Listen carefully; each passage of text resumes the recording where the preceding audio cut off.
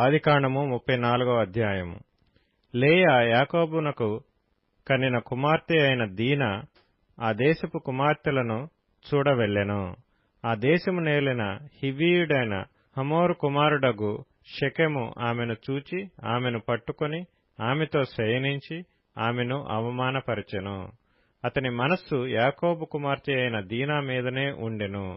అతడు ఆ చిన్నదాన్ని ప్రేమించి ఆమెతో ప్రీతిగా మాట్లాడి, ఈ చిన్నదాని నాకు పెండ్లి చేయమని తన తండ్రి అయిన హమోరును అడిగెను.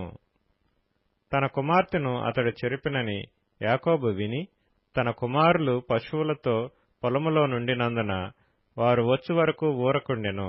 షెకెము తండ్రియగు హమోరు యాకోబుతో మాట్లాడుటకు అతని యొద్దకు వచ్చెను. యాకోబు కుమారులు ఆ సంగతి విని పొలములో నుండి వచ్చిరి.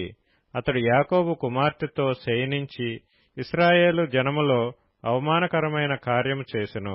అది చేయరాని పని గనుక ఆ మనుష్యులు సంతాపము పొందిరి. వారికి మిగుల కోపము వచ్చెను. అప్పుడు హమోరు వారితో, షెకెము అను నా కుమారుని మనస్సు మీ కుమార్తె మీదనే ఉన్నది. దయచేసి ఆమెను అతనికిచ్చి పెండ్లి చేయడి.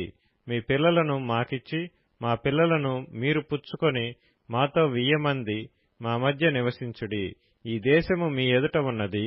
ఇందులో మీరు నివసించి వ్యాపారము చేసి ఆస్తి సంపాదించుకొనుడని చెప్పెను. మరియు షెకెము, మీ కటాక్షము నా మీద రానీయుడి. మీరేమి అడుగుదురో అది ఇచ్చేదను. ఓలియు కట్నమును ఎంతైనను అడుగుడి, మీరు అడిగినంత ఇచ్చేదను. మీరు ఆ చిన్నదాని నాకు ఇయ్యుడని ఆమె తండ్రితోనూ ఆమె సహోదరులతోనూ చెప్పెను.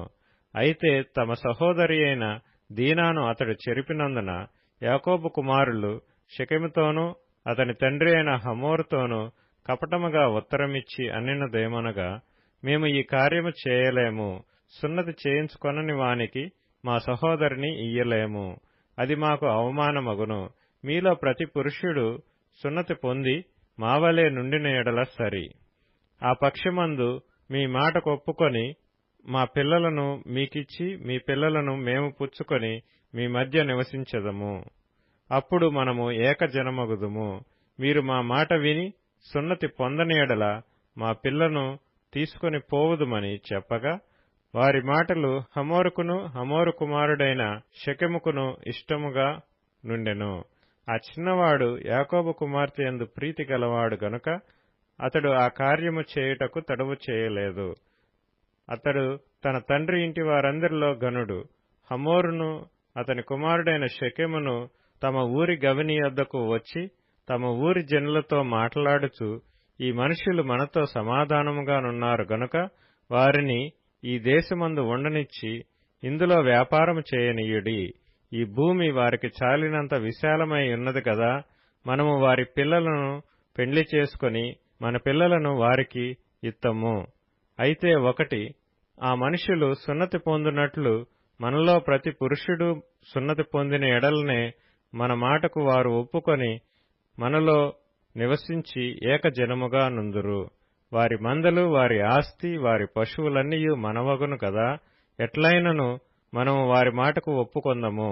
అప్పుడు వారు మనలో నివసించెదరనగా హమోరును అతని కుమారుడగు షెకెమును చెప్పిన మాట అతని ఊరి గవిని ద్వారా వెళ్ళు వారందరూ వినిరి. అప్పుడు అతని ఊరి గవిని ద్వారా వెళ్ళు వారందరిలో ప్రతి పురుషుడు సున్నతి పొందెను.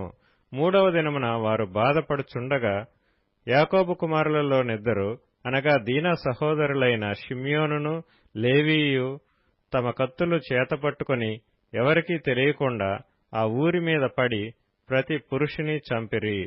వారు హమోరును అతని కుమారుడైన షెకెమును కత్తివాత చంపి షెకెము ఇంట నుండి దీనాను తీసుకొని వెళ్లిపోయిరి. తమ సహోదరిని చెరిపినందున యాకోబు కుమారులు చంపబడిన వారు ఉన్న చోటికి వచ్చి ఆ ఊరు దోచుకొని వారి గొర్రెలను పశువులను గాడిదలను ఊరిలోనిదేమి పొలములోనిదేమి వారి ధనము యావత్తును తీసుకొని వారి పిల్లలనందరినీ వారి స్త్రీలను చెరపట్టి ఇండ్లలోనున్నదంతయు దోచుకొనిరి. అప్పుడు యాకోబు షిమ్యోనును లేవీని చూచి, మీరు నన్ను బాధపెట్టి ఈ దేశ నివాసులైన కనానీయులలోను పెరిజ్జీయులలోను అసహ్యునిగా చేసితిరి. నా జనసంఖ్య కొంచెమే, వారు నా మీదికి గుంపుగా వచ్చి నన్ను చంపెదరు. నేనును నా ఇంటివారును నాశనమగుదుమని చెప్పెను. అందుకు వారు, వేశ్య ఎడల జరిగించినట్లు మా సహోదరి ఎడల ప్రవర్తింపవచ్చునా అనిరి.